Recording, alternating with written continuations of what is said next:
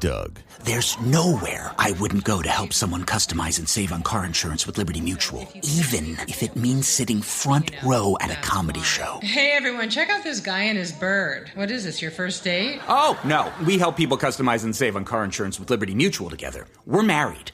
Me to a human, him to a bird. Yeah, the bird looks out of your league anyways. Get a quote at LibertyMutual.com or with your local agent. Liberty, liberty, liberty, liberty. Quick question. When was the last time a display ad changed your mind? Now think about the last time a friend told you about something they loved. Different feeling, right? That's how podcast advertising works. A host who's built real trust with their audience talks about your brand in their own words, in their own voice. It doesn't interrupt the experience. It's part of it. With Acast, you can access the world's largest podcast marketplace. Choose the right shows, the right audiences, the right format. Then watch the data tell you it worked. You're not buying impressions. You're buying influence. Learn more by visiting acast.com/advertise.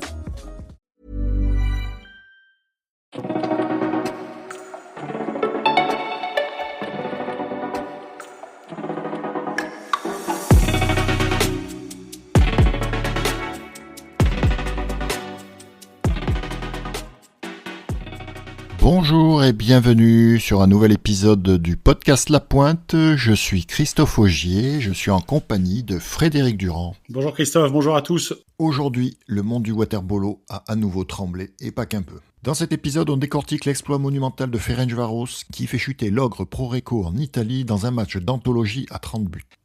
Mais l'Europe, c'est aussi la tension extrême de l'Eurocup. On revient sur le duel électrique du Cercle des Nageurs de Marseille en Serbie. Entre les cartons rouges sur le banc et les 4 buts de Vernou et Kruzia, le CNM a vacillé mais n'est pas mort. Et puisqu'on parle de survie, on plonge dans les bassins français. La Nationale 1 vient de livrer son verdict final. Qui décroche son ticket pour l'élite ? Qui sombre ? On fait le bilan de cette dernière journée, riche en émotions, sans oublier le sprint final dans notre championnat élite masculin, où chaque point vaut désormais de l'or. Accrochez vos bonnets, on analyse tout ça. Et juste avant de commencer, pense à t'abonner, ça ne prend que 2 secondes. T'abonner, ça nous aide beaucoup parce que plus on est nombreux, plus le podcast sera connu et plus nous pourrons le développer. Donc abonne-toi dès à présent sur YouTube, Spotify, Deezer ou Apple Podcast et n'hésite pas aussi à mettre 5 étoiles sur la plateforme. Tu peux nous écouter comme ça sur la route, en allant au boulot, en faisant du sport ou juste avant l'entraînement. Allez, c'est parti!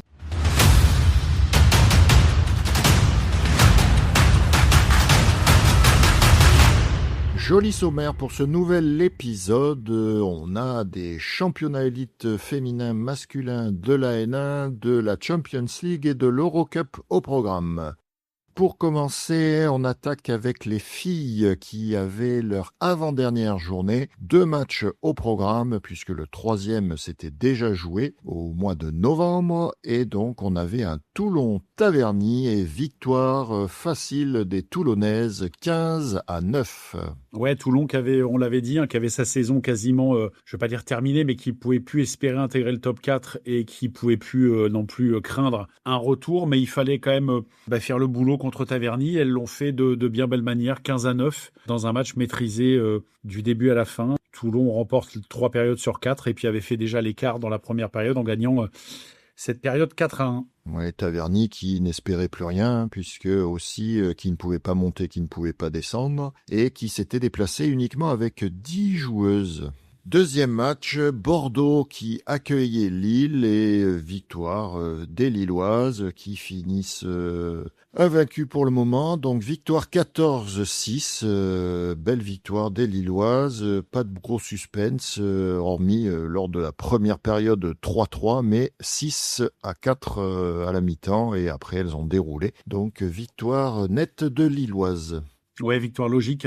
Lille, on l'a dit, compte autant de matchs que de victoires. Donc, il y a un écart entre Lille et le reste du plateau et qui se matérialise par cette victoire à Bordeaux sur un écart quand même assez conséquent. Ce qui nous donne au classement, Christophe, pour le moment. Donc, Lille compte donc 33 points avec 11 journées. Nancy suit avec 21 points en 12 matchs. Donc, Nancy a fini son championnat. Bordeaux, 19 points, égalité de points donc avec Nice, même nombre de points, même nombre de matchs, 19 points, 11 matchs. Toulon 5e qui a fini également son championnat avec 16 points. Donc Toulon a fait quand même une saison encourageante avec 5 victoires quand même. Taverny qui suit avec 6 points et Choisy-le-Roi qui ferme la marche avec 0 points. On va faire un petit tour du côté du calendrier parce qu'il reste quand même des choses intéressantes. Oui, dernière journée, la journée 14. Bon, il nous reste un match intéressant puisqu'on aura le duel des extrêmes, Lille qui recevra Choisy. Je pense pas que Choisy ira prendre des points à Lille, et Lille qui devrait finir donc sa saison invaincue, saison régulière. Et on aura un intéressant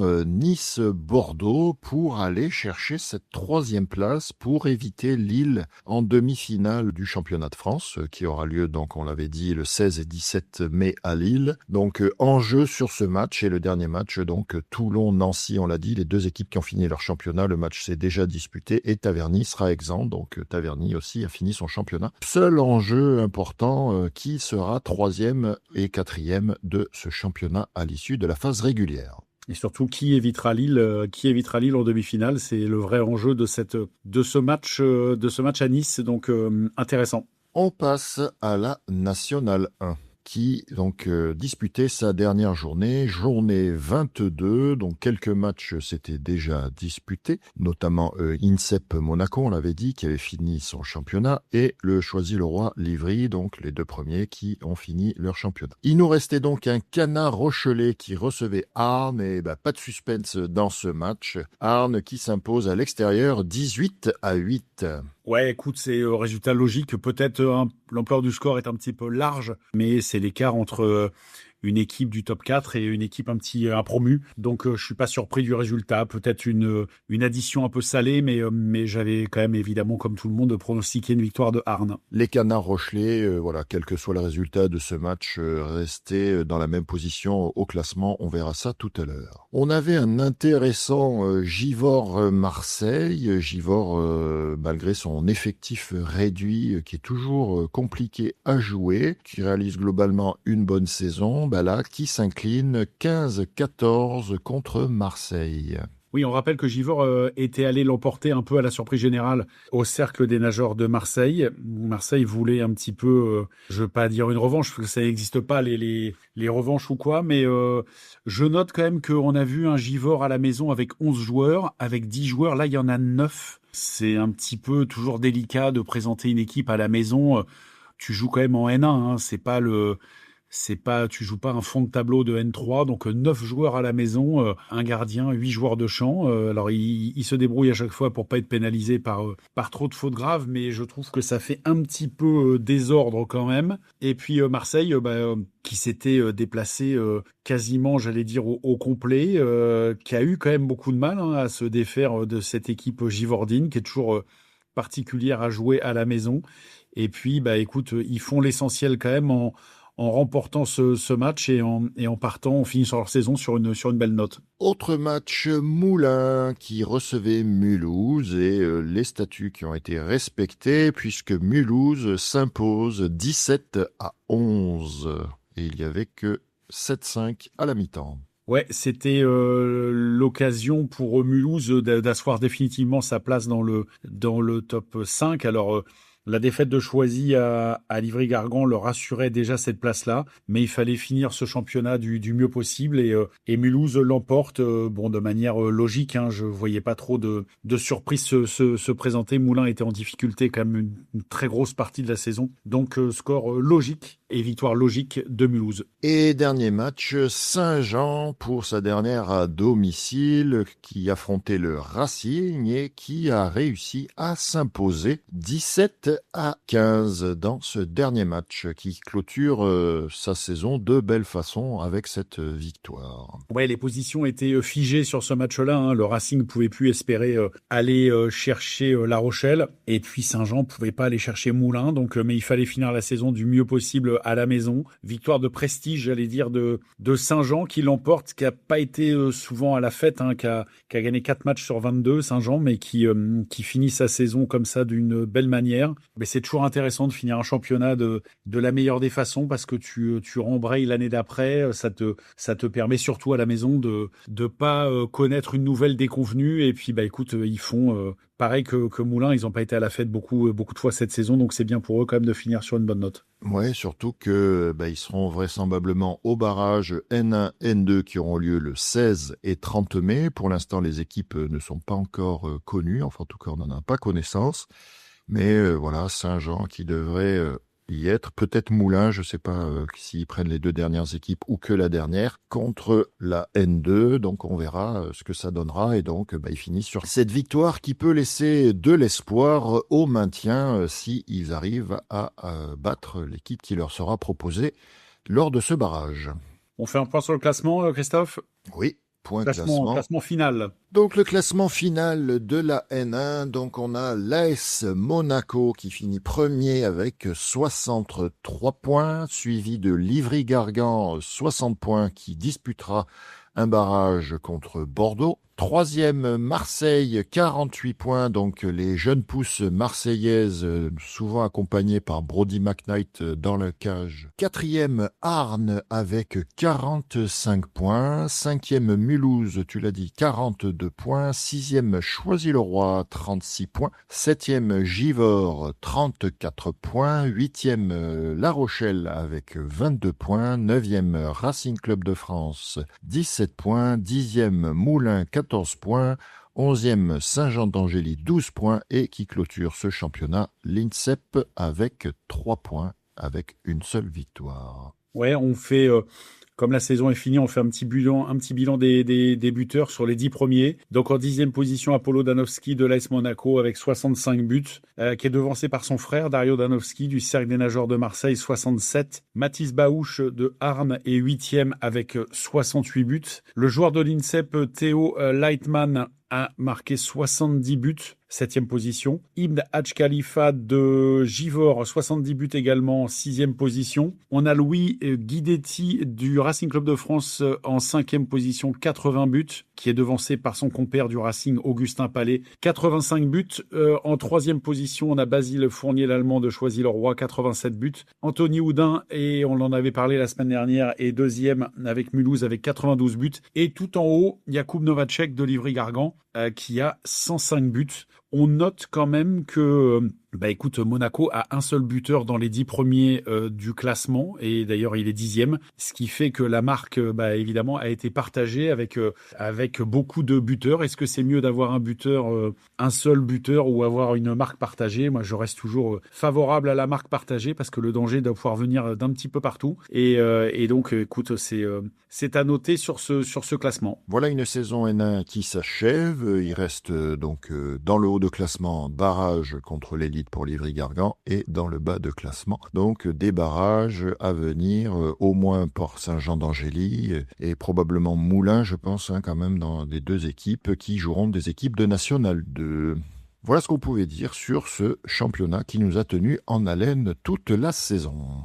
On passe à l'élite où la journée était ventilée sur 2 jours, puisqu'on l'avait dit la semaine dernière. Marseille qui avait affronté Douai le mardi 21 avril, puisque samedi, ils étaient à Radniki. Et donc, ils se sont imposés 22-11 dans ce match après avoir mené 9-5 à la mi-temps. Ouais, on avait dit que Douai allait avoir du mal quand même à grappiller des points puisqu'il leur restait à jouer Marseille et Strasbourg. Ils se sont déplacés, comme tu l'as dit, mardi à Marseille. Ils repartent avec un 22-11 qui est pas non plus honteux. Ils mettent 11 buts déjà, ce qui est quand même pas vilain. Il y a pas, toutes les équipes n'ont pas marqué 11 buts contre Marseille. Et puis Marseille qui avait effectivement, je vais pas dire qui expédie les affaires courantes, mais qui avait certainement la tête à Radniki et qui voulait jouer ce match en retard et puis ensuite voguer vers la Serbie pour cette demi-finale dont on parlera tout à l'heure. Donc résultat logique, pas de surprise à attendre de ce match-là. Oui, à noter quand même juste dans ce match, donc Marseille qui avait aligné un peu son équipe type, hormis 2 étrangers parce qu'ils ne pouvaient pas les mettre pour préparer le match de Radniki. Donc il y avait Arshak Ovanisyan dans les buts et donc deuxième gardien Maxime Zindo du coup, et lui Colilieu qui remplaçait Bilal Gabamassi. Deuxième match donc de cette journée 17, on avait Nice qui recevait le Pays d'Aix natation. Nice en quête de cette 4e place et qui n'a pas réussi à s'imposer à domicile contre le Pays d'Aix. Victoire du Pays d'Aix 15-11. Ouais, Christophe, écoute, j'étais à la piscine, j'ai vu un match intéressant, un bon petit match d'élite avec Aix qui a alors privé toujours de Kylian Brest-Fernandez, qui est toujours absent, mais qui avait enregistré le retour de Matteo Lena, qui leur a fait d'ailleurs beaucoup de bien, j'y reviendrai. On avait expliqué un petit peu les enjeux. Nice avait été défait au penalty à 7. Alors Nice a évidemment validé son ticket pour les 6 premières places, mais ils ambitionnent comme tous d'avoir la plus haute place possible et éventuellement d'accrocher la 4e place. Et donc ils recevaient Aix qui lui ne joue quasiment plus rien, donc ils jouent libérés, peuvent pas être 2e, peuvent pas être 4e, donc ils attendent les playoffs sereinement, qui vont jouer donc contre Strasbourg. Et puis écoute, j'ai vu une équipe aixoise très très vive qui a puni très souvent les Niçois sur d'un jeu de vitesse, un jeu de contre-attaque, un jeu de vitesse, et j'ai trouvé ça vraiment très intéressant avec beaucoup de jeunes, parce que la composition, il y a beaucoup de jeunes, Scorletti, Elbuik, Moutet, on l'a dit, Matteo Lena, les 2 Béteilles, tout ça c'est Drahe qui est du club. Donc j'ai trouvé ça très intéressant, et puis surtout ils ont fait très très mal aux Niçois d'entrée de jeu, parce que le début de match leur a été très favorable, où ils sont allés jusqu'à mener 7-2. Et puis, comme souvent, ils ont une zone plus à 7-2, où je crois qu'il y a eu un temps mort qui a été demandé. Ils ratent le 8-2, qui, à mon avis, aurait scellé. Il y a des écarts quand même dont tu ne reviens pas forcément. Et puis, au contraire, ils l'ont pas mis. Et puis, ça a redonné un petit peu un boost à Nice, qui est passé un 3-0, donc qui est revenu de 7-2 à 7-5 avec un petit espoir. Aix est reparti devant 9-5, et puis à nouveau un sursaut 3-0 de Nice, qu'on voyait pas à pareille fête quand même quand il y avait 7-2, qui a réussi à revenir à 9-8. Et puis après, comme je l'ai dit, la vitesse, la maîtrise aixoise, et puis on en parlait tout à l'heure, pour la N1, ce qui est valable pour la N1 est valable pour l'élite. Un danger offensif pas assez balancé et partagé à Nice, puisqu'il y a une balache dépendance. Alors oui, mais 8 buts, c'est très bien, mais le problème, c'est qu'il est un peu seul au scoring, et que de l'autre côté, la marque est beaucoup plus partagée, et donc Cholier il marque. Lena, j'en ai parlé, donc a fait très mal au début par des contre-attaques très incisives, et puis tu t'aperçois que tu as beaucoup plus de buteurs d'un côté, et donc à l'arrivée tu as une équipe qui gagne, et Aix mérite amplement sa victoire, mais Nice n'a pas démérité, mais il y a un écart quand même j'ai trouvé un écart de maîtrise technique sur la circulation de balles, la vitesse de circulation de balles, et l'engagement. J'ai vraiment trouvé une équipe d'Aix qui m'a plu. Dans la continuité de ce que tu disais, effectivement, 7 buteurs côté Pays d'Aix et uniquement 4, dont Balache avec 8. Les autres, ils n'ont laissé que des miettes, puisqu'ils marquent un but chacun pour les 3 autres. 4 buteurs uniquement côté niçois. Ouais, une bonne circulation. J'ai bien aimé les tests de distribution avec Mathias Bachelier, qui finit souvent au poste 2 après des bonnes fixations, un renversement de jeu, et puis il faut faire ce shoot un peu instantané, mauvais bras, qui trompe Lucas Cosmer. Daichi Ogara, qui a été un peu moins présent au scoring, mais présent à la distribution, qui a bien fait jouer son équipe. Et puis les Béteilles qui font du boulot devant en pointe, puisque ce rôle-là maintenant leur est un petit peu dévolu, et écoute, il supplée de manière très positive le Turc Mehmet Yutmaz, qui est un vrai bison, lui, par contre, devant, qui est très très très solide physiquement.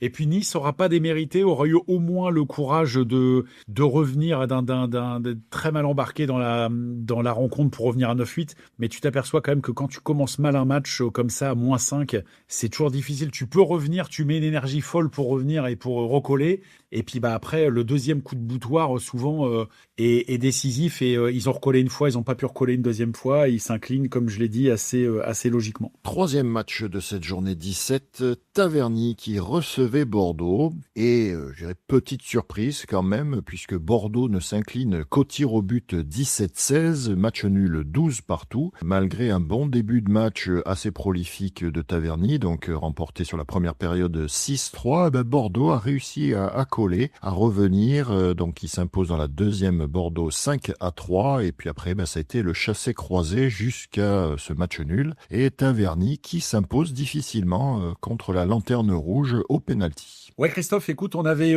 disséqué un petit peu les enjeux la semaine dernière de ce match-là. Donc, Taverny comptait 4 points de retard sur Douai, tout en maintenant le goal average favorable, le goal average particulier, donc en leur faveur. Donc, il leur fallait prendre...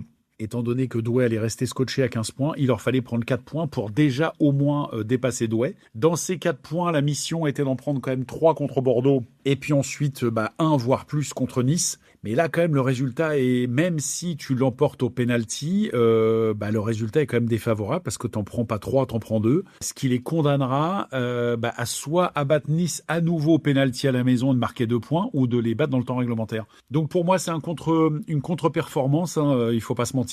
À la maison, quand tu joues quand même le dernier qui avait pris jusque-là pas beaucoup de points dans le championnat, t'arrives pas à prendre les 3 points. Alors ouais, c'est un moindre mal les penalties, mais c'est pas ce que je pense l'équipe de Samuel Nardon envisageait avant ce match-là. Et ça a été un match, donc ça se termine à 12-12, mais à part le début de match où Taverny est très très bien rentré dans son match en menant 4-1, 5-2, etc., 6-3, 7-4, donc ils ont maintenu ces 3 buts d'écart à un moment, et puis ils n'ont pas pu empêcher le retour de Bordeaux, qui est revenu à 9-8, qui est même passé devant à 19 quand même, donc sacré retournement de situation, et puis qui a réussi à trouver les ressources pour égaliser de 12-11 à 12-12, et donc a envoyé les deux équipes au pénalty. Donc Bordeaux prend un point qui changera pas grand-chose au niveau comptable, mais qui par contre les met quand même dans une petite zone de confiance avant d'affronter Livry. C'est sûr que aller faire match nul à Taverny avant de jouer Livry, c'est toujours bien. Les coachs peuvent s'appuyer là-dessus en disant voilà, ce qu'on a fait là, on peut le refaire. Et je trouve que Bordeaux, à part le 24-4 qu'ils ont pris à Montpellier, finit la saison quand même de manière assez positive et se place quand même, je dis pas comme favori contre Livry, mais un petit peu quand même. Ils ont des résultats contre des équipes d'élite en fin de saison qui sont assez encourageants quand même. Ouais, ça promet effectivement peut-être un match serré où, comme on le disait, le fait que Bordeaux ait disputé toute une saison en élite et qu'il y a un écart entre ces deux divisions avec la N1, avantage peut-être à Bordeaux compte tenu de ses dernières sorties et Bordeaux qui peut compter quand même sur un Julien Hoffner présent. Bon, dans le match, il a arrêté au moins un penalty et il n'a pas réussi à les arrêter sur la séance, mais voilà, quand même peut-être... Malgré tout, on le sait, il n'y avait pas d'enjeu pour Bordeaux hormis du prestige sur cette fin de saison, mais en tout cas qui prépare quand même sur des dernières sorties leur barrage de façon plutôt positive malgré tout. Donc à suivre ce barrage qui aura lieu donc le 9 et 16 mai. Ouais, ils sortaient d'une défaite certes à Aix, mais de 3 buts seulement, 17-14. C'était un résultat pas si vilain que ça. Ils s'étaient inclinés chez eux à nouveau 17-14 contre 7. Donc tu t'aperçois quand même que ils font 3 buts contre le 3e, 3 buts contre le 4e. Là, ils vont chercher des points à l'extérieur à Taverny, qui est toujours difficile à manier. Donc Bordeaux... je te dis, l'accident, je pense que c'est un accident le 24-4, mais prépare au mieux son barrage et c'est encourageant pour eux. On suivra ça.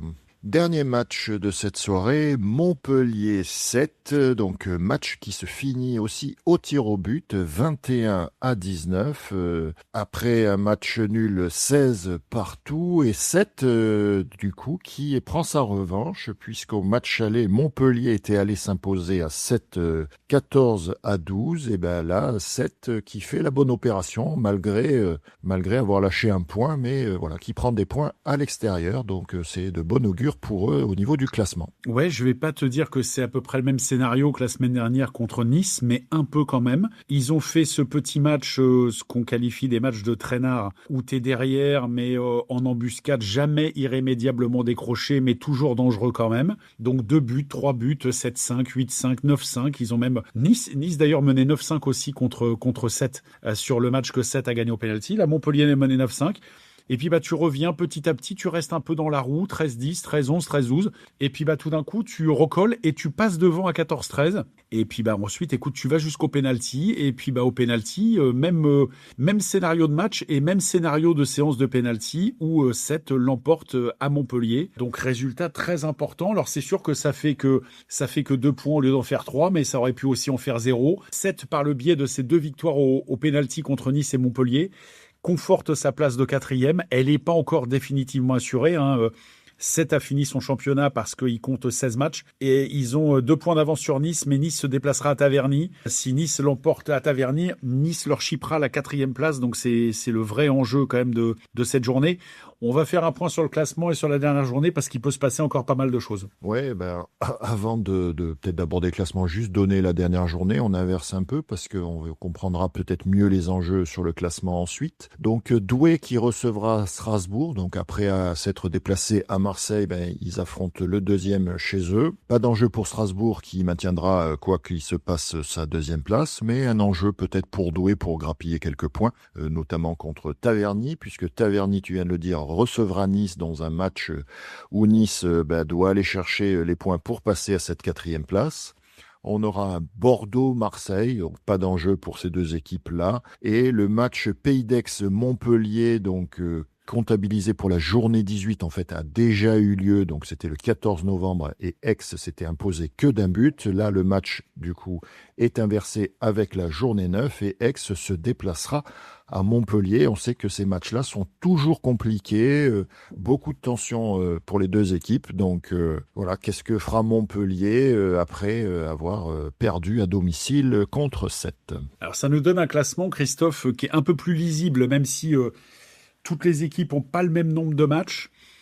Donc Marseille à 42 points en 14 journées, suivi de Strasbourg à 39 points 15 journées, donc qui n'aura plus qu'un match à jouer, comme tu l'as dit, contre Douai. Aix, 15 matchs, 33 points, qui verra sa dernière journée en accueillant donc Montpellier dont on a parlé. Sète est 4e et la seule équipe du championnat à avoir fini son championnat pour le moment puisqu'ils ont disputé leurs 16 matchs, 21 points. Donc là, ça commence à chasser derrière. On a Nice donc à 19 points avec 15 matchs. Montpellier qui en a 15 points avec 14 matchs, donc 2 matchs en moins. Douai qui a 15 matchs, 15 points. Taverny, 15 matchs, 13 points. Et Bordeaux, 15 matchs, 4 points. Donc si on fait une spéculation sur cette dernière journée, je vois quand même Strasbourg l'emporter donc contre Douai. Donc Strasbourg finira à 42 points. Je vois Aix sur ce que j'ai vu là et sur ce que je vois de Montpellier, je vois Aix l'emporter. Donc Aix aura, même si c'est des matchs comme tu le dis, accrochés, mais il faut bien se mouiller à un moment donné. Donc je vois Aix l'emporter. Donc Aix aura 36 points en 16 matchs. 7, donc on l'a dit, ne bougera plus. Nice, certes, a perdu contre Aix, mais je les ai trouvés pas mal. Je les vois quand même aller chercher quelque chose à Taverny. Alors, si c'est une victoire au pénalty, ils auront 21 points comme 7. Mais 7 a le goal average particulier favorable, parce que 7 s'était imposé à Nice et ensuite a gagné à la maison. Donc, pour que Nice passe 7, il faudra absolument que Nice l'emporte dans le temps réglementaire à Taverny, ce qui est honnêtement largement dans leur corde. Montpellier, si Montpellier perd et puis ensuite joue Marseille, Montpellier a de grandes chances de rester scotché à 15 points. Douai à 15 points aussi. Et Taverny à 13 points. Taverny devra l'emporter. Si Taverny l'emporte contre Nice, fort de ces 3 points-là, ils passeront et Montpellier et Douai. Donc ça sera compliqué. Douai pourra pas intégrer le top 6 parce que je les vois pas prendre des points contre Strasbourg. Donc ça se joue un peu dans un mouchoir de poche, mais pour moi, les équipes du top 6 seront Marseille, Strasbourg, Aix, Sète, Nice, ça c'est sûr. Et je vois quand même Montpellier, même si Montpellier finit peut-être par 2 défaites, je les vois quand même intégrer le top 6 et pas Douai ni Taverny. Ouais, Fred, Taverny, effectivement, qui devrait venir le couteau vraiment entre les dents parce qu'il y a un enjeu de passer Montpellier, de prendre cette 6e place, puisqu'il y a que 2 points entre la 6e et la 8e place. Ça serait peut-être un petit séisme pour Montpellier de ne pas être dans les 6, parce que rappelons que les quarts de finale qui se disputeront le 9 et le 16 mai, on aura le 3e contre le 6e, donc Aix contre Montpellier ou Taverny, potentiellement, ce qu'on pourrait se dire, et 7 Nice, après, à déterminer l'ordre de ces équipes-là pour le match retour. Ouais. Maintenant, évidemment, on est à une journée de la fin, donc les données sont limpides. Il faut que Taverny prenne 3 points. Prenne 3 points contre Nice. Et puis, Nice joue quand même quelque chose, parce que ils voudront finir 4e. 4e, ça te donne l'avantage du bassin au retour. Ce qui n'est pas un avantage énorme, mais c'est toujours mieux quand même. Donc, match à enjeu sur cette dernière journée, très intéressant. At Pepco, we know that rising energy costs are putting real pressure on families and businesses across DC.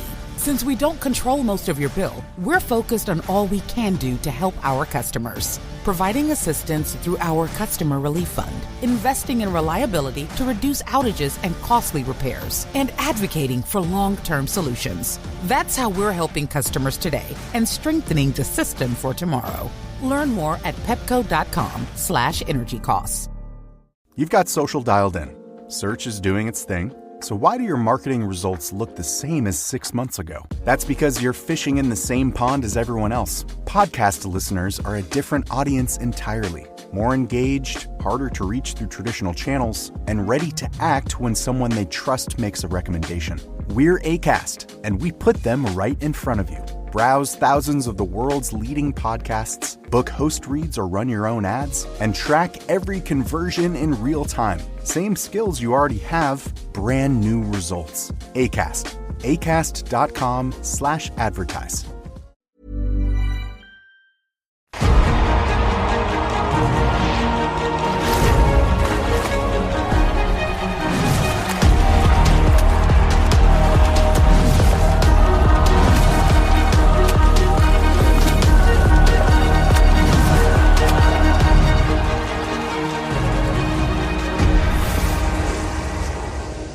On ouvre la page européenne en attaquant tout de suite par la Champions League et des matchs de très très haut niveau, une nouvelle fois dans cette journée. Et on commence avec le groupe B, Fradi Ferencváros qui se déplaçait à Recco et qui a pris sa revanche en s'imposant 16-14 après avoir perdu à l'aller 13-9 contre Recco toujours, et ils ont triomphé dans ce match fou avec 30 buts. Ils font tomber l'invincibilité de Recco et se relancent pour la première place du groupe, même si l'avantage est plutôt à Recco avec l'écart de but, se sont rendus la monnaie de leur pièce puisque les deux équipes s'imposent à l'extérieur sur les matchs aller-retour. Match de buteurs aussi, on y reviendra, mais d'abord je te laisse la parole, Frédéric. Ouais, on avait dit, Christophe, qu'une victoire de Ferencváros à Recco était possible, même sans Mandic. Mandic est toujours absent.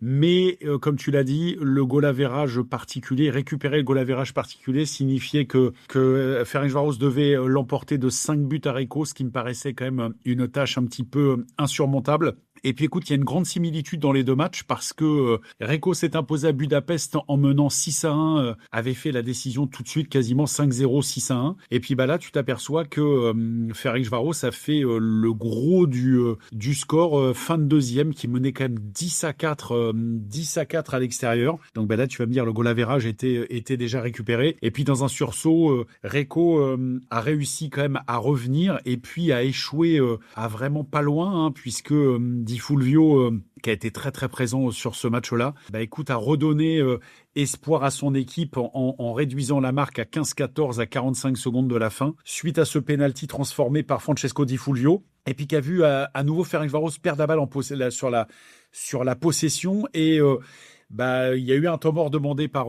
Tsukno, le coach de Recco, pour éventuellement égaliser et aller au tir au but. Il a donc fait pour ça laisser son but vide et attaquer à 7 contre 6. Et puis ils ont malheureusement perdu la balle et Silarg Jancic a marqué dans le but vide à 1 seconde de la fin, ce qui explique le 16-14. Mais Recco se mordra un petit peu les doigts de ce début de match complètement raté. Mais je te dis, ça arrive exactement pareil qu'au match aller. 5-6 buts de déficit, tu t'en remets pas contre ces équipes-là. Même si effectivement...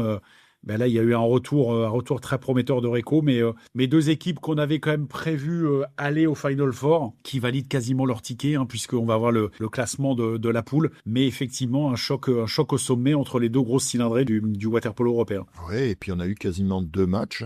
Alors, il y a des choses, effectivement, tu l'as bien dit, des similitudes avec le match aller, puisque Recco avait mis un 5-0 en première période à Ferencváros. Là, c'est Ferencváros qui a mis un 4-0 quand même à Pro Recco en deuxième période cette fois-ci. On a 10-4 sur la mi-temps.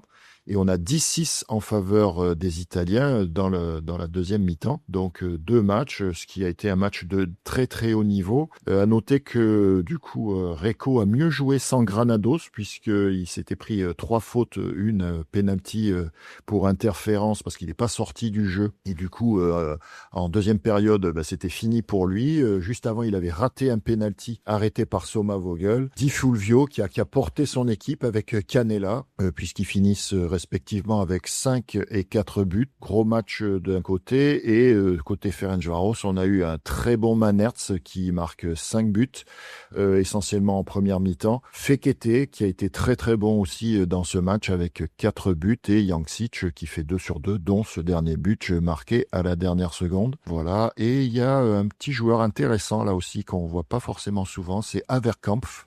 Qui fait 2 sur 2, qui est un jeune joueur, je crois qu'il a été formé en Allemagne, de ce que j'ai compris, et qui maintenant, parce qu'il a une mère, je sais plus si c'est l'inverse, une mère hongroise et un père allemand, ou l'inverse, et du coup, qui se retrouve hongrois, et qui est un bon joueur intéressant, donc peut-être à suivre dans les années à venir. Et aussi, pour finir sur ce match, on a eu quand même Soukno, qui a fait sortir Nicosia en début de troisième période, pour relancer son équipe pendant à peu près 3 minutes, et puis il a relancé ensuite, et puis entre tout ça, ça a permis à Recco de revenir dans le match et du coup quand même conserver sa première place grâce à cette différence de but, comme on l'a dit. Ouais, t'as parlé des buteurs à juste titre, Christophe. Moi, je vais parler des pourcentages, parce que effectivement, tu peux marquer 4 ou 5 buts dans un match, mais si t'as tiré 20 fois, ça change quand même ta ligne de stats. Di Fulvio fait 5 sur 7, donc 71%, ce qui est quand même très très élevé évidemment à ce niveau-là. Canella, qui est un joueur qui avait pas été pris à la surprise générale un petit peu par Campagna pour Paris 2024, qui a un super shoot, puissant, placé, etc., qui fait 4 sur 7. Donc tu as rappelé que c'est Soma Vogel en face, quand même un des très très bons gardiens du plateau mondial. Max Erving, dont on n'entend pas toujours parler, mais qui est toujours très précieux, qui fait 2 sur 3. Et puis de l'autre côté, Manertz, effectivement, qui met 5 buts aussi, mais en 6 tirs, 83% de pourcentage au shoot, ce qui est quand même assez incroyable. Fekete, qui est un joueur très intéressant aussi, qui est à 66%, 4 sur 6. Donc tu vois quand même que ça marque, mais sans arroser de manière inconsidérée. Ferencváros finit quand même le match à 16 sur 23 au tir, à 70%, ce qui est assez incroyable. Dans le même temps, Recco est à 56, ce qui est déjà une stat qui est très bonne aussi, 56%. Mais 70% de réussite au shoot, c'est quand même assez... c'est ce qui leur donne la victoire. Donc Ferencváros, sur ces stats-là, des fois les stats sont pas forcément parlantes, mais là elles le sont. Très très grosse présence au shoot des Hongrois. Ouais, un match de très très très haut niveau. Là, on a vraiment ce qui se fait de mieux. Et le match a tenu toutes ses promesses. Deuxième match, Hanovre qui recevait Mladost et Hanovre qui débloque son compteur dans un duel de survie. Les surprenants Allemands ont arraché leur première victoire dans cette deuxième phase contre Zagreb et qui leur permet mathématiquement de rester en vie, même si, voilà, on vient de le dire, vu les cylindrés en face, ça va être compliqué de se qualifier, mais en tout cas, ils ont été chercher quand même une petite victoire, sûrement de prestige contre Mladost. Ouais, écoute, Hanovre qui n'en finit pas de surprendre, que on avait à tort placé dans les équipes potentiellement sortantes de la première poule. On les voyait pas passer quand même cette poule Barceloneta, Marseille, Sabadell, et puis ils nous ont fait mentir parce qu'ils ont réussi à se glisser dans les 2 premiers. Ils ont tombé dans une poule quand même injouable avec Recco, Ferencváros. Ils battent le Mladost, ils ruinent les espoirs du Mladost parce que cette victoire-là, Mladost va la traîner et donc valide, à mon sens, la qualification de Recco et de Ferencváros. Alors même si elle était assez prévue, cette qualification, elle est pour moi entérinée avec cette victoire-là. Mladost qui était privé d'Ante Vukicevic, l'ancien Marseillais, mais écoute, qui avait gagné de 4 buts à l'aller. Les dirigeants du Mladost, tu vois, des fois, c'est pas forcément les meilleures décisions possibles. Fort des 2 défaites contre Ferencváros et Recco, avait enlevé l'équipe première à Zoran Bajic, le technicien, alors que il y a rien d'infamant quand même à perdre contre 2 équipes meilleures que toi. Et puis tu vois, le changement d'entraîneur a pas du tout porté ses fruits parce que maintenant ils perdent à Hanovre. Tout avait bien commencé pour eux, il est 7-5 fin de deuxième, donc tu vois pas forcément le danger, j'allais dire, se profiler. Et puis Hanovre, à force de courage et d'abnégation, a réussi petit à petit à recoller, à mettre le doute dans les têtes croates. Et puis écoute, a fini par l'emporter. Ils étaient quand même menés 14-12 faut le souligner, à 3 minutes de la fin. Donc le but de Verlich pour Mladost était peut-être synonyme d'avoir fait le plus dur. Et puis non, pas du tout. 14-13, 14-14 et 15-14 à 1 minute de la fin. Lucas Coopers qui propulse les siens devant et le Mladost n'arrivera pas à s'en sortir et à même égaliser. Donc 3 points, je ne veux pas dire précieux parce que la qualif c'est déjà envolé, mais en tout cas, comme tu l'as dit, victoire de prestige et victoire assez surprenante à mon sens des Allemands contre les Croates. Ouais, ce qui nous donne du coup au classement. Donc Pro-Reco premier avec 9 points, deuxième Ferencváros avec 9 points à la différence de but, troisième Mladost toujours aussi 3 points, donc qui est devant Hanovre à la différence de but et Hanovre du coup qui prend 3 points aussi. Alors, les données étaient compliquées pour le Mladost parce que même si ils l'avaient emporté à Hanovre, ils auraient eu 6 points. Il leur fallait absolument battre soit FTC, soit Reco, ce qui est quand même pas une mince affaire. Mais là, évidemment, cette défaite à Hanovre les condamne. Et puis, ça change pas grand-chose pour Hanovre parce que Hanovre était déjà condamné. Mais au bout de 4 journées, on voit quand même que les 2 premiers se dégagent comme ce qu'on avait prévu quand même en début de compétition. Ouais, pas de surprise, hormis le fait d'avoir gagné chacune à l'extérieur et du coup, je dirais match nul en termes de victoire. Une victoire partout pour ces deux équipes-là. Dans le groupe A qui se disputait mercredi, ça y est, on a déjà un ticket pour Malte et c'est pour Barceloneta qui s'était imposé plus que facilement contre Brescia, 17-6. Ils ont été sans pitié, 11 buts contre Brescia, c'est pas rien. Et donc Barceloneta devient la première équipe officiellement qualifiée pour le Final Four avec 4 victoires en 4 matchs. Domination complète du sujet sans aucune contestation. Bon, je voyais pas Brescia aller chercher quelque chose à Barceloneta. C'est plus le Brescia d'avant d'il y a 3-4 saisons qui avait ravi le titre à Reco. On en a déjà parlé, mais ça reste quand même une équipe italienne qui est toujours difficile. Les Italiens, tu peux les battre, mais généralement, ils arrivent à serrer le score. Et là, c'est une fessée, une déculottée 17-6. Écoute, ils n'ont pas existé, les joueurs d'Alessandro Bovo. On rappelle quand même que dans cette poule-là, le ticket pour la deuxième place est toujours ouvert, plus qu'ouvert d'ailleurs. Et Brescia avait réussi à prendre 3 points la semaine dernière contre Belgrade à la maison et espérait quand même ramener quelque chose de Barceloneta. Et Barceloneta, qui est un habitué du Final Four, qui a fait 3e l'année dernière, qui est très très souvent là, qui a une équipe solide de joueurs principalement, si t'enlèves Granados qui joue à Reco et Cabañas qui joue à Sabadell, le gros quand même de la troupe de l'équipe nationale espagnole se trouve les joueurs majeurs à Barceloneta, Munaris, Aguirre, Taoul, Sanaoura, donc pour ne citer que, agrémenté de Vigvari et de l'autre hongrois, donc ils ont une équipe, et de Veloto, ils ont une équipe assez redoutable, mais je m'attendais pas quand même, c'est assez rare quand même les 10-11 buts d'écart à ce niveau-là dans une deuxième poule de Champions League, donc t'es dans le top 8 européen, et comme tu l'as dit, Barceloneta sans pitié du début à la fin, 8-2 fin de deuxième, et puis qui a éteint et muselé complètement les espoirs, les possibles espoirs des Italiens.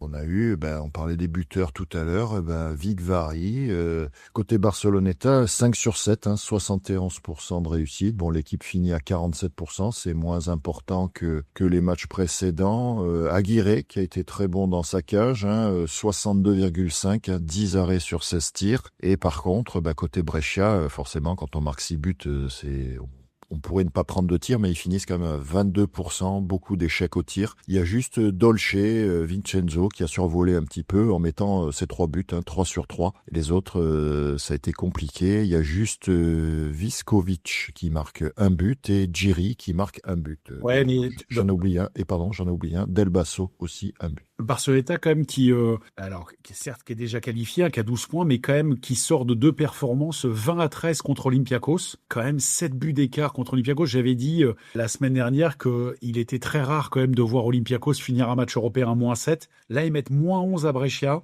Vigvari qui avait été déjà très performant contre Olympiakos, qui avait fait 7 sur 9 au tir, 78%.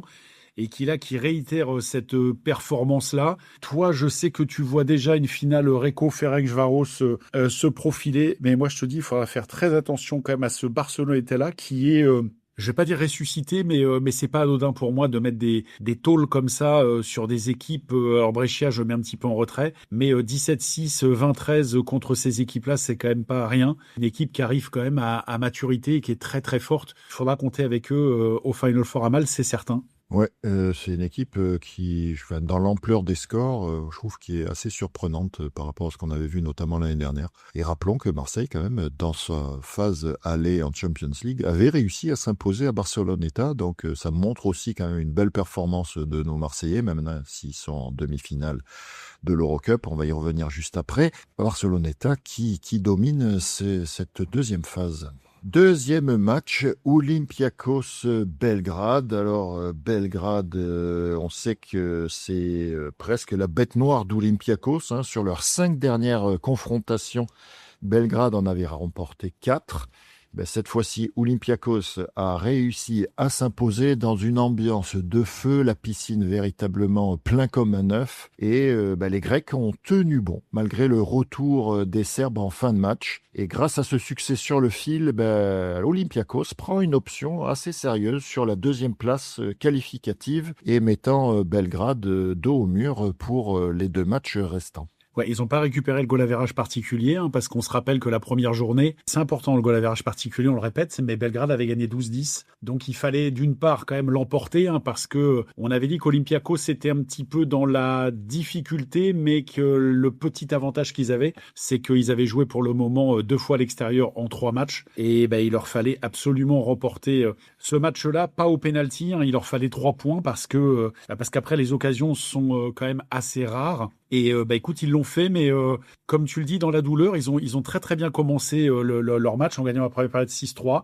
Et puis après, ils ont vu les Serbes qui lâchent jamais rien, gagner la deuxième d'un but, gagner la troisième d'un but. Et puis tout d'un coup, ton +3, tu te retrouves à +1. Et puis ils ont réussi à garder ce petit avantage jusqu'au bout. Les Serbes n'ont jamais réussi à égaliser, ça s'est joué +2, +1, +2, +1. Donc 15-13, 16-14, 16-15. Et puis il ne sera plus rien marqué sur la dernière minute 30. Et Olympiakos fait l'essentiel dans un match capital pour eux, capital pour Belgrade aussi, mais peut-être encore plus pour eux, pour valider continuer en tout cas leur route et espérer une issue favorable, avec toujours les soldats habituels, j'allais dire Fontoulis et Gani Dounias, qui sont là depuis X temps en équipe de Grèce et à Olympiakos, qui mettent 3 buts chacun. Anguial qui fait un super match, l'ancien Marseillais, qui fait 3 sur 3 aussi, et donc qui sont les grands artisans de la victoire des Grecs à la maison.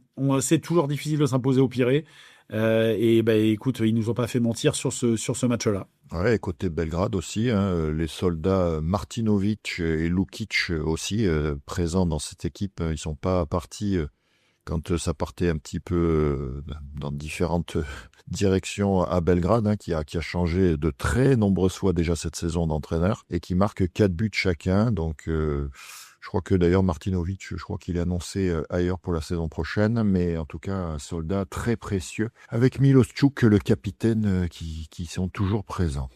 Ce qui nous donne au classement pour cette poule A, on a donc Barceloneta 12 points, deuxième Olympiakos 6 points du coup fort de cette victoire, troisième Brescia 3 points et troisième ex-aequo mais quatrième Belgrade 3 points également.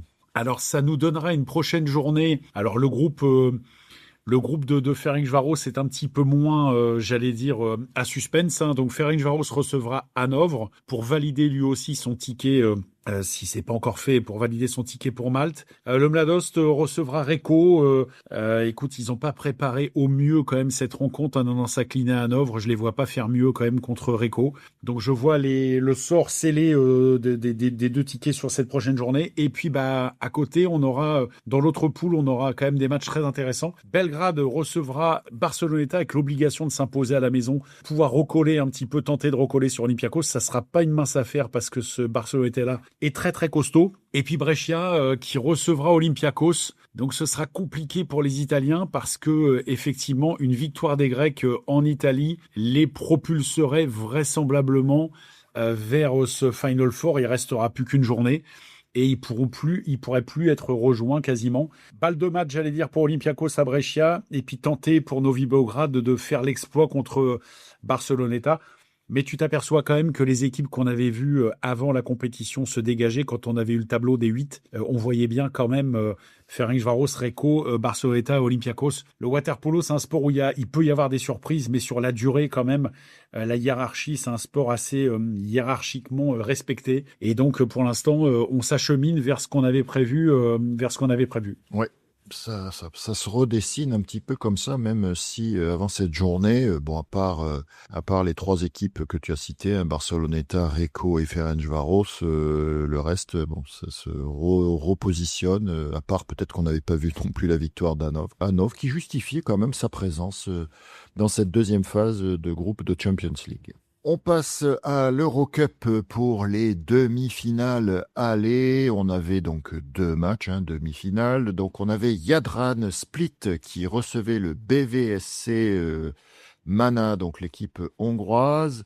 Victoire sur le fil 13-12, duel de nerfs. Split qui a longtemps semblé tenir ce match, menant de 3 buts à plusieurs reprises, mais les Hongrois, c'est des Hongrois, donc ils n'ont rien lâché et ont inscrit 2 buts cruciaux dans la dernière minute. Et ce petit but d'écart qui laisse tout le suspense pour le match retour à Budapest, donc ça va être compliqué pour Split. Ouais, écoute, alors ça reste une victoire, même si c'est une victoire d'un but, c'est une victoire, mais je pense quand même qu'il y aura des regrets du côté de Split, parce que à 1:37 de la fin, Loren Fatovic qui leur donne quand même 3 buts d'avance, ce qui commence à être un petit coussin un peu plus confortable, et puis ils voient sur la minute 30 qui reste, les Hongrois leur mettent un 2-0, donc avec ce but à 2 secondes de la fin de Tatrai en zone plus. Donc 13-11, 13-12, là le coussin il est minimum. C'est plus un coussin d'ailleurs, donc ça sera compliqué d'aller conserver ce petit but d'avance à Budapest. Équipe hongroise composée, donc entraînée par la légende du water-polo hongrois Daniel Varga, qui a été on parle souvent de son frère Denes, mais Daniel Varga a été aussi un immense joueur. Écoute, une équipe 100% hongroise et face à une équipe presque 100% croate, il y a un Hongrois qui joue à Jadran Split, Tony Nemeth la pointe. Mais écoute, tout reste ouvert. Split peut aller chercher la qualif là-bas, mais ça va être bouillant chez les cheminots du BVSC, le club des cheminots de Budapest. Et puis, écoute, demi-finale complètement open. Oui, BVSC qui aura à cœur d'aller chercher sa première finale. Et juste, rappelons quand même qu'en quart de finale, Split était passé de justesse, puisqu'ils étaient imposés d'1 but au match aller au Pana. Donc, ils s'étaient imposés 11-10. Et au retour, ils avaient fait match nul 19 partout. Et là, ils sont un peu dans le même scénario, sauf qu'ils commencent à domicile en s'imposant d'1 but. Est-ce qu'ils seront en mesure d'aller chercher quelque chose à l'extérieur? Mais c'est vrai que là, c'est le plus petit des écarts. Donc, tout reste ouvert dans cette première demi-finale. Ouais, il y a une finale européenne au bout. Donc, écoute, BVSC a pas hypothéqué ses chances. Split a gagné quand même. Je te dis, une victoire d'1 but, c'est toujours ça. Écoute, pour moi, petit avantage à BVSC, mais tout petit. On verra ça, donc match retour comme pour la deuxième demi-finale le samedi 9 mai. Deuxième demi-finale, donc le match qui nous intéresse le plus dans tous ces matchs, c'est Marseille qui donc était en déplacement à Radniki et défaite malheureusement 17-14. Un choc très intense et électrique. Les équipes se sont rendues coup pour coup et on a eu une très belle première mi-temps de Marseille qui menait même d'1 but, mais les Serbes ont pris l'ascendant dans une fin de match marquée par des fortes tensions sur les bancs de touche notamment, et malgré les 4 buts d'Hugo Crouzilla et de Thomas Vernou, Marseille repart avec 3 buts de retard et devra réaliser un exploit au match retour à domicile. Donc je sais que Marseille fera les choses dans ce sens-là, mais pour avoir une piscine au match retour plus qu'incandescente, et tout le monde devra être derrière Marseille pour espérer les voir en finale, dans cette finale avant l'heure, on l'a déjà dit, contre Radniki. Marseille était dans cette situation de préserver ses chances, voire même si ça rigolait, de les augmenter, ses chances en allant s'imposer à l'extérieur. C'était pas une mince affaire. On a parlé et reparlé bien souvent de la qualité de l'effectif de Radniki, le fait de jouer à la maison. Et puis Marseille a fait un match courageux, vaillant, dans un environnement assez hostile comme ça peut l'être évidemment sur une demi-finale de Coupe d'Europe, ce qui est logique, il fallait pas s'attendre à autre chose non plus. Et puis Marseille a été, comme je dis, courageux, qui est resté très longtemps au contact et donc a viré en tête 7-6 à la fin de la deuxième période, dans un match assez maîtrisé quand même, je trouve, et puis a résisté à la furia serbe, puisque le début de troisième leur a été favorable aussi, ils menaient 9-8, et puis le match a été à peu près serré jusqu'à 10-10. Et puis là, c'est la première fois que les Serbes ont commencé à prendre 2 buts d'avance avec Vapenski et Perlejnović, 12-10. Marseille s'en est pas laissé compter et puis a réussi quand même à accrocher le wagon à la fin de la troisième période en revenant à 13-12. Donc 13-12, on est dans cette optique-là de ramener quand même un résultat positif. Et puis malheureusement pour eux, ils ont tenu jusqu'à 14-13 et ils finissent le match 14-13 à 5-30 de la fin. Et malheureusement pour eux, ils prennent 3-1 sur ces 5 dernières minutes, qui voit quand même les Serbes donc terminer la première manche à 17-14. Alors c'est pas rédhibitoire. Dans ce water-polo de bassin de 25 mètres, ça va très très vite d'un côté comme de l'autre. Avec, tu vois, des équipes comme Reco ou comme Ferencváros sont capables de prendre sur une période 5-0, malgré toute l'expérience, malgré tout ce que tu veux. Ça va très très vite. Il y a plus ces 5 mètres à nager en moins font une accélération du jeu. Et effectivement, il y a des partiels des fois qui sont très très défavorables ou favorables à l'une des deux équipes. Donc Marseille n'a pas complètement hypothéqué ses chances. Alors c'est sûr, t'es quand même à -3, donc c'est pas non plus favorable. Marseille est vivant, mais il faudra un très très très gros match des Marseillais. Il faudra plus que du courage. C'est possible, mais le ballottage quand même avec ces 3 buts est quand même en faveur de Radnicki. Tout est possible, mais alors c'est une lapalissade évidemment ce que je vais dire, mais un +2 aurait été quand même, je pense, beaucoup plus mérité pour les Marseillais. Mais écoute, le score est là. Vlachopoulos, ça fait très mal quand même dans ce match-là. Toujours le poison Vlachopoulos. Et puis, les Marseillais n'auront pas à rougir, mais c'est une défaite de 3 buts, ça sera compliqué quand même. On a vu quand même moi j'ai vu une bonne équipe de Marseille. Alors, le résultat leur est effectivement pas favorable, mais j'ai trouvé quand même dans la proposition de jeu un Marseille plutôt dynamique, un très bon Gadamassi en pointe. Il a mis un très beau revers à un moment, ça revient, ils sont 3 autour de lui, il arrive quand même à faire un revers très joli but. Ce qui est dommage, c'est que je trouve que Kalogeropoulos tire pas un peu plus, parce que finalement il a un bon shoot, on l'avait vu dans le match aussi en championnat, alors je crois que c'était contre Strasbourg où il marque 3 buts. Là, il en marque qu'un. Je trouve que c'est dommage qu'il tire pas un peu plus parce qu'il a fait quand même un bon match. Et ce qui manque un peu, alors j'espère qu'ils vont, même si c'est pas ils le font pas exprès entre guillemets, mais il manque quand même Alexandre Boué et Romain Marion Vernou à la marque pour peut-être aussi mettre plus de poids, même si la marque est assez bien répartie chez les Marseillais.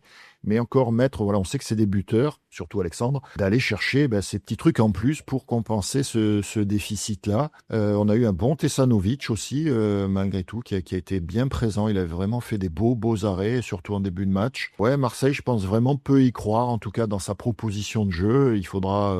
après, il joue à l'expérience aussi. Beaucoup de joueurs expérimentés côté Radnicki, entre les matchs en championnat, plus toute leur expérience internationale, puisqu'on le répète assez régulièrement, les 7-8 joueurs qui sont champions olympiques à Paris, accompagnés des anciens Pletlovic et Perlejnović, donc toujours présents pour la distribution du jeu. Et on peut y croire, il faut qu'ils y croient. Bon, je pense qu'ils y croient, forcément, sinon on joue pas à ce niveau-là. Un match dans son contenu plus qu'intéressant côté marseillais. Ouais, écoute... les ingrédients, il fallait un bon gardien. Tesanovic a fait une belle prestation. Donc, comme tu l'as dit, je suis d'accord avec toi. Des fois, de loin, il a un petit peu des absences. Et là, je l'ai trouvé quand même constant tout le match. Donc, il a été bien. Ensuite, je te rejoins aussi. Il faudra Alex et Romain.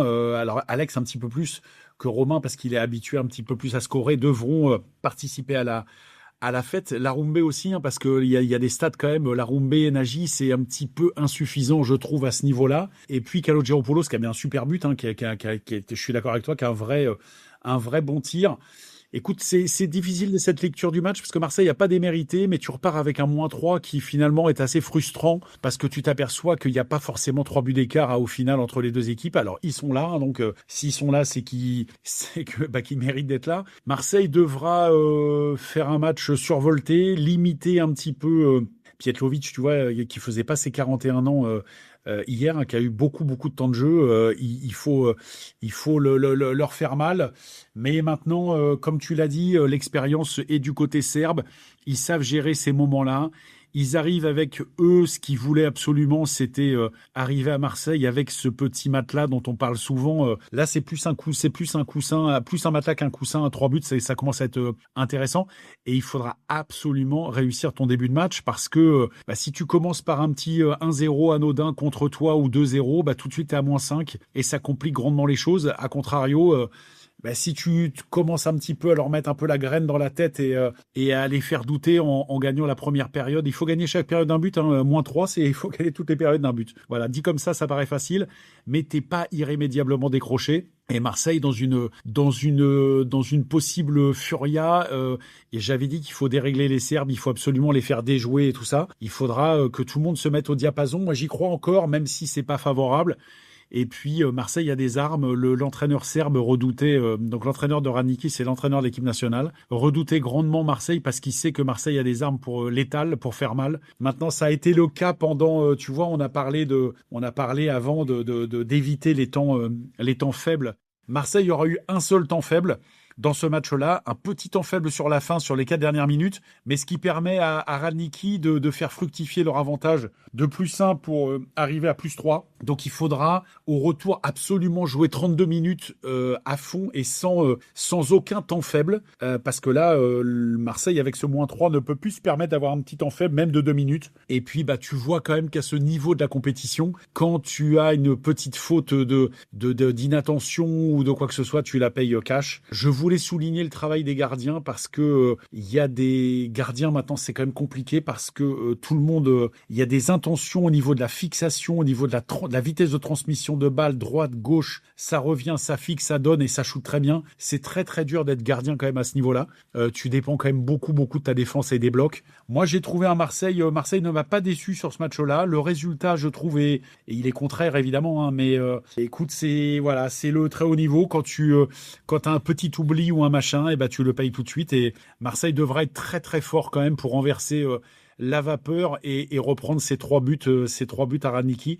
C'est possible, mais il faudra faire le match parfait. Ouais, et Ranić, chez eux, une piscine bien remplie, et ils auront une piscine bien remplie aussi pour le match retour à Marseille. Donc il faudra que Marseille peut-être emballe le match, maintienne effectivement les armes offensives serbes, qui sont qui gardent souvent la tête froide et qui savent marquer au moment opportun les moments qui font mal. Et ils ont réussi à prendre ces 3 buts. On espère que ça ne sera pas rédhibitoire et que Marseille arrivera à s'imposer de 4 pour passer sur cette finale. De 4 ou de 3, 3, tu vas au penalty, ça peut suffire. Le problème, c'est que Marseille a perdu les 2 dernières périodes 11-7. 11-7, c'est beaucoup. Et puis au niveau du scoring, écoute, Strajnar Razovic, lui, c'est un habituel marqueur, il en met 4. Dedovic est resté muet. Randelovic met 1 but, il prend 3 fautes, mais bon, lui, il prend 3 fautes quasiment à tous les matchs parce que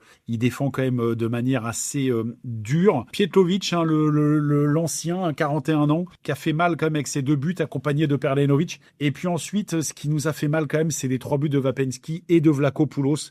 Vlachopoulos qui tire pas souvent, pas beaucoup, mais qui a un shoot très très très précis et très rapide. Donc ça, c'est à souligner du côté serbe. Et puis du côté des Marseillais, comme je t'ai dit, Laroumbé qui est muet, qui est certes plus à la distribution, mais ça ferait du bien aussi qu'ils nous mettent un petit but de temps en temps, même s'il joue quand même souvent poste 1, donc c'est compliqué. Hugo qui en met 4. Vladan Spajic qui a fait un match courageux devant, qui met 1 but, Nagy qui en met 2, Thomas qui en met 4, et puis Kalogeropoulos qui en met 1. Écoute, il faudra un Marseille très saignant, comme on l'a dit au retour. J'y crois, ils y croient aussi, c'est évident, mais il faudra faire le match, comme j'ai dit, le match quasi parfait. Voilà. Ouais. Résultat, le 9 mai, tous devant votre écran. ou au cercle, ceux qui sont à côté, pour un match de folie. Voilà. Soit l'aventure continue, soit ça s'arrête.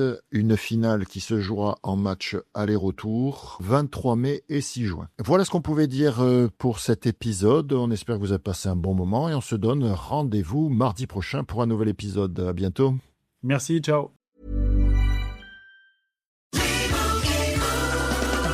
Doug. There's nowhere I wouldn't go to help someone customize and save on car insurance with Liberty Mutual, even if it means sitting front row at a comedy show. Hey everyone, check out this guy and his bird. What is this, your first date? Oh, no. We help people customize and save on car insurance with Liberty Mutual together. We're married.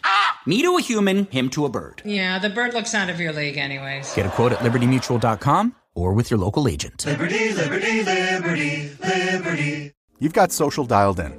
Search is doing its thing. So why do your marketing results look the same as 6 months ago? That's because you're fishing in the same pond as everyone else. Podcast listeners are a different audience entirely. More engaged, harder to reach through traditional channels, and ready to act when someone they trust makes a recommendation. We're Acast, and we put them right in front of you. Browse thousands of the world's leading podcasts, book host reads or run your own ads, and track every conversion in real time. Same skills you already have, brand new results. Acast. Acast.com/advertise. N'hésitez pas à nous laisser vos commentaires. Si l'épisode vous a plu, vous pouvez noter l'épisode, le partager, et pour ne pas manquer les prochains, pensez à vous abonner. À très vite sur La Pointe.